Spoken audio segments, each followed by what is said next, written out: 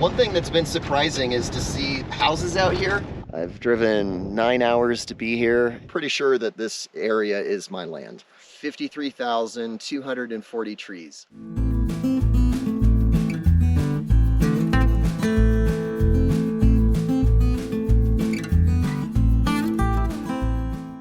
It's 8 a.m. on a chilly December morning. It's 40 degrees in the middle of the Chihuahua Desert of West Texas. I am 42 miles from Sierra Blanca, which is that way on the other side of the Eagle Mountains. Van Horn is technically closer at 25 miles, but it's actually about a 65-mile drive from here because I have two mountain ranges standing in my way. I am 5.5 miles from the Mexican border. In fact, right now I am looking at the Rio Grande. The easiest way to get here is down a dirt road that best case scenario takes 2 hours. I believe I am in the most isolated road accessible spot in the state of Texas. Back in February, I bought this property. It is 320 acres and I paid an average price, because I bought two parcels, of $247 per acre. The natural question you're asking yourself is why? Why buy 320 acres in the middle of nowhere? Why is it so cheap? And what's the plan for it? If you hang out here on the video for a little bit, I'll give you a tour and give you some background why. Howdy, my name is Sean, and hopefully you're watching this as part of my first episode on YouTube. What I want to do is turn a desert wasteland into a forest. Not only do I want to create water and tree resources, but I want to do it to the extent that you can describe it as a real, genuine desert forest. Now I'm at a point in my life where I have the time and the financial resources to pursue it. Let me give you a brief overview of myself. I grew up in Texas in the Fort Worth area, northeast Tarrant County. Still live here, although I've spent a significant portion of my adult life abroad. I lived in Yemen, I've lived in Qatar, I've lived in Jordan, I've lived in Ireland, Panama, Costa Rica, Ecuador. So I've been all around the world. My company is Acruvia, and we specialize in API integrations. We're sort of like a traffic cop for data. So if you have two software systems that don't talk to each other, we're the traffic cop in the middle to make sure that everything communicates in a way that all the software is happy. I've been following permaculture videos online for almost 10 years. There's really three projects that I followed closely. One is a project out of Saudi Arabia called El Baydal. The other inspiration is Andrew Millison. I really like his videos. It's fun watching him on YouTube just draw on the grease board. I also follow Jeff Lawton. He has a project in Jordan called Greening the Desert. They started with just a half-acre area in an urban setting with rocky, barren soil, devoid of life. And now when you watch the tours of the property 10 or 15 years later, he has a very rich ecosystem, and it's a sustainable project, and it's totally doable. My commitment on this channel is that I'm going to learn on camera. I haven't done anything like this on YouTube before. I have no meaningful experience in agriculture. I love gardening in my backyard, but it's just not even remotely the same thing. I'm not mechanically inclined. I've never had to work with heavy equipment before. I've never owned a truck before. I'm a dude from the suburbs. I almost always bootstrap. I don't know what I'm doing and I don't know where I'm going, but somehow, some way, I managed to claw and figure things out and stay alive and not hemorrhage money. I play like a poker player, just really hanging on to my pot, and I know when to bet.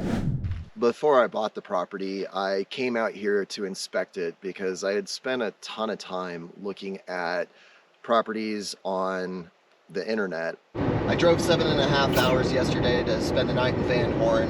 Right now I'm on my way to Sierra Blanca, and I am so excited. This is the last jumping off point before I get to see this land for the first time. I've been looking around at everything, trying to take in the views, really appreciate the scenery, talk to people in Van Horn. I'm looking forward to seeing what's in Sierra Blanca very briefly, and then heading over to the land. Part of the research using satellite photos and Google Maps was identifying potential routes to get to this property. The easy route is from Sierra Blanca That's 42 miles, and it's mostly down county maintained roads. The roads are generally not great, but they're adequate. But you also have to drive 60 miles out of the way. It's very difficult to get here. I'm here in Sierra Blanca after a long and profoundly boring drive. It's not until I got up near Van Horn that things started to get really interesting. Coming into town, I saw the big white sign. You can't miss it. It's the Little Hollywood of West Texas. Area is charming in its own unique way, but as you can see behind me, this area is struggling economically. This town is about half abandoned. But what this town does have going for it is the geography and the people. And now I'm gonna make a turn off onto the dirt road so I can finally drop into the valley. Sierra Blanca made a strong impression on me because I had done internet-based research to learn a little bit more about the town. And all you find on Wikipedia is that Sierra Blanca has the only adobe courthouse in the country. Really fighting hard to distinguish yourself. The economics of the town it's a struggling economy. The average income per household in Sierra Blanca is $25,000. And most people in this area, if they don't work on a ranch, then they work for the government. That's kind of it. One thing that's been surprising is to see houses out here. I've looked on the satellite maps and there's not really a whole lot, but here on the ground you see more than you notice from up in the air. I really want to know the backstory behind everybody here. What brings you out in the middle of the desert where you live in a small cottage or an RV or a school bus, a double wide? How does that happen? What is your story? What makes you find this particular spot to decide to settle? And if I do wind up buying this property, I really want to get to know the people and their backstories. I think that this area is so harsh and remote that if people choose to live here, they got to be interesting. Coming down this ranch road for the first time was a real surprise. When you look at a road network on Google Maps, and I'm a software guy, so I'm relying pretty heavily on software and internet connections to make decisions and do some research. I'm going down a dirt road into the middle of the desert, and I am completely relying on Google Maps to be accurate and not lie to me.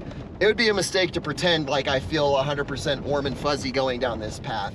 I don't have a ton of water, just enough for an emergency and nothing more. I feel really apprehensive going this way because if Google Maps doesn't get me all the way to the property, then I have no idea how to get there. Just finding your property out here is a challenge because there's no fences out here. I'm so close to the property line, but I just can't tell because of the way I've marked it on Google Maps. I can't tell if I'm actually on the edge. I think I'm just a little shy.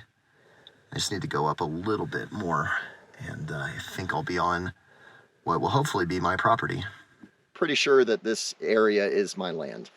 And luckily there's more satellite-based tools like OnX to figure out and make sure that, yeah, I'm safely, comfortably past the property line. This vegetation and this view is the reason, or I guess a big part of the reason that I'm out here. I've driven 9 hours to be here. It's completely exhausting. Gas is so expensive, it's a big investment just getting out here.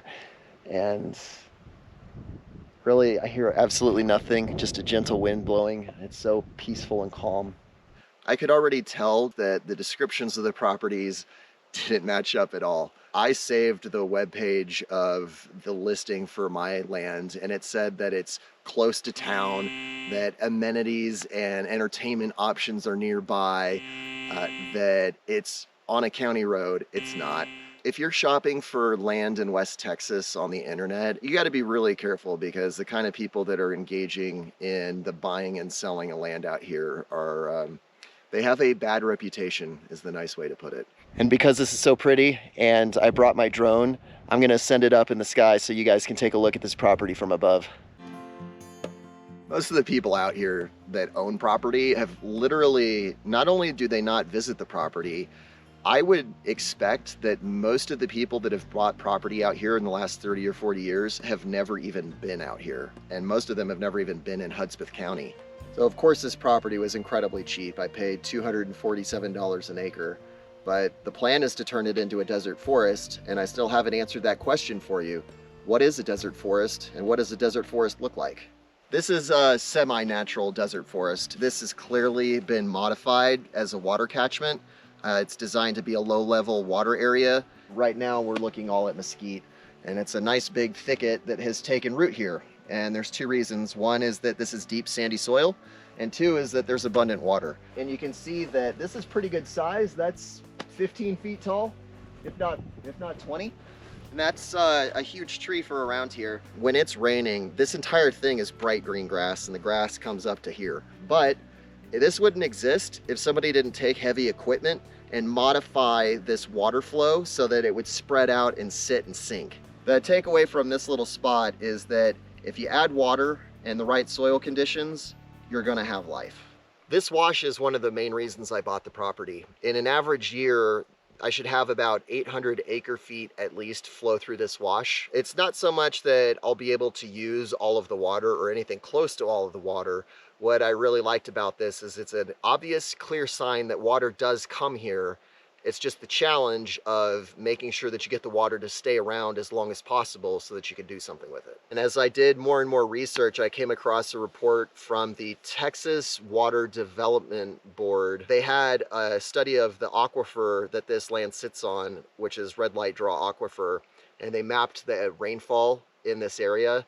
And way up on the mountain, it gets 30 inches of rainfall, but down here, it gets 12 to 14 inches, and then by the time you get down to the river, it drops to 9 inches. Based on the studies I found later, that actually is true. So I'm now focused more on microcatchments and building mini forests and building structures to help grab some of this abundant humidity that's in the air. Right now, the humidity, as I speak, is 78%. So there is significant moisture out here. It's just making sure that you capture it and that you direct it to where you want it. My plan for phase one of the project is 88 acres, 53,240 trees. And the way I'm gonna do it is with microcatchments like this.